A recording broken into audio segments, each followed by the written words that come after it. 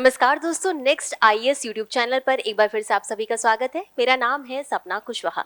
आज का जो हमारा डिस्कशन का टॉपिक है, आप देख सकते हैं इसकी हेडलाइंस है स्टडी ऑफ कोले wetlands reveals 4 new pygmy grass hopper species, यानी कि हाल ही में कुछ टिड्डों की प्रजातियों की खोज की गई है और इनके बारे में हम विस्तार से समझेंगे।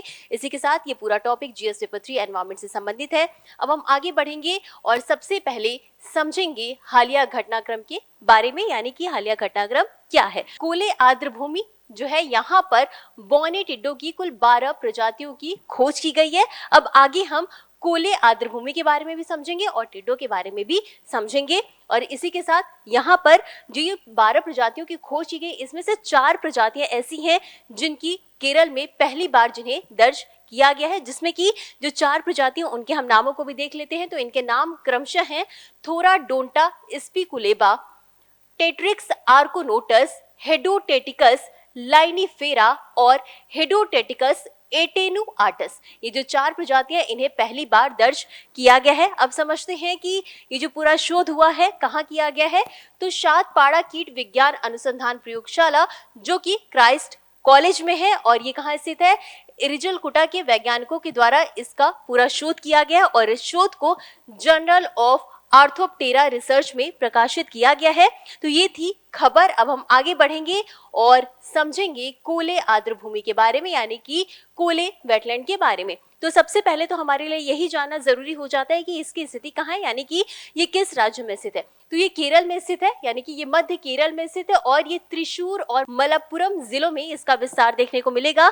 कहाँ पर? तो आपको ये याद रखना है कि ये मध्य केरल में स्थित है और त्रिशूर और मलप्पुरम जिलों में ये स्थित है। और इसी के साथ ये केरल की सबसे बड़ी आर्द्र भूमि है और सबसे बड़ी आर्द्र भूमि होने के साथ ही साथ यहाँ पर उत्पादन बहुत ज्यादा होता है और ये संकटग्रस्त स्थिति में भी है। अब एक बार इसके नामकरण के बारे में समझ लेते हैं। तो इसका नाम है कोले आर्द्र भूमि। अब समझेंगे कि कोले का अर्थ क्या होता है। तो कोले का मलयालम में अर्थ होता है बम्पर फसल, यानी कि अच्छी खासी मात्रा में फसल उत्पादन। और आपको बता दें, यहाँ की एक खासियत जो है वो ये है कि यहाँ पर 300 साल पुरानी धान की खेती के लिए ये एरिया काफी प्रसिद्ध है। बरसात के टाइम पर जब इस एरिया में पानी भर जाता है तो यहाँ से पानी निकाल करके बांध बना करके खेती की जाती है। और खेती की बात करें तो यहाँ पर मुख्य रूप से नारियल और सुपारी की खेती की जाती है। और इतना ही नहीं, इसकी एक और उपलब्धि वो ये है कि ये अपने महत्वपूर्ण पक्षी क्षेत्र के रूप में जाना जाता है, यानी कि यहाँ पर विभिन्न तरीके के महत्वपूर्ण पक्षी देखने को मिलते हैं। और यही कारण है कि बर्ड लाइफ इंटरनेशनल के द्वारा भारत के महत्वपूर्ण पक्षी क्षेत्रों के रूप में इसे मान्यता भी प्राप्त है। और आपको याद रखना है कि ये भारत में तीसरी सबसे बड़ी आर्द्र भूमि है। किस नंबर पर है? तीसरी।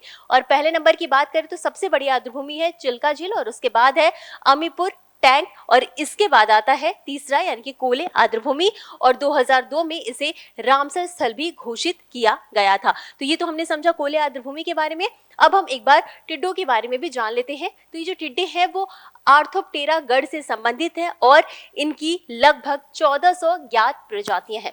अब इनके आकार की बात करें तो ये काफी छोटे आकार के होते हैं, लगभग 15 मिलीमीटर तक लंबे होते हैं और ये अक्सर भूरे, धूसर या काई हरे रंग के होते हैं। अब ये कहाँ पाए जाते हैं? तो जहाँ पर छोटे हरे भरे घास पाए जाते हैं, ऐसे खेतों में ये देखने को मिलेंगे। और साथ ही साथ जो कीचड़ से भरे हुए किनारे होते हैं वहां पर भी ये देखने को मिल जाएंगे। अच्छा, इनकी एक और खासियत ये है कि ये और टिड्डों से कैसे अलग होते हैं?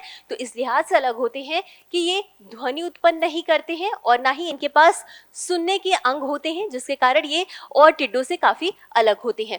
और साथ ही साथ एक जो सबसे इंपॉर्टेंट बात कि सूक्ष्म आवास स्थितियों में जो भी परिवर्तन हो रहा है उसके प्रति काफी अत्यधिक संवेदनशील होते हैं। और यही कारण है कि इनसे आर्द्र भूमि के स्वास्थ्य के महत्वपूर्ण जैव संकेतक के रूप में ये कार्यरत है, यानी कि ये जिस एरिया में होते हैं, अगर पारिस्थितिकी में थोड़ा बहुत भी बदलाव आ रहा है, थोड़ा बहुत उसमें पर्यावरण में खराबी देखने को मिल रही है, तो ये बहुत अच्छी तरीके से उसे पहचान लेते हैं।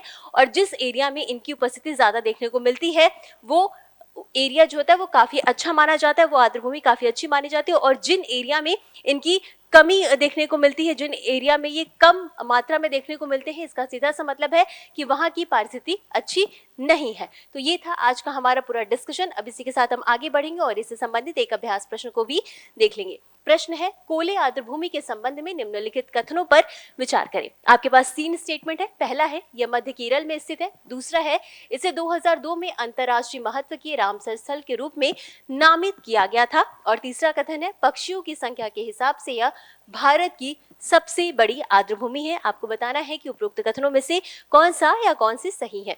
ए केवल 1 और 2, बी केवल 2 और 3, सी केवल 1, 2 और 3 या डी केवल 1। और इस प्रश्न का उत्तर आपको हमेशा की तरह कमेंट बॉक्स में देना है। तो आज के लिए बस इतना ही। मिलते हैं अगले एपिसोड में इसी तरह कुछ अहम और जरूरी खबरों के साथ। तब तक के लिए धन्यवाद।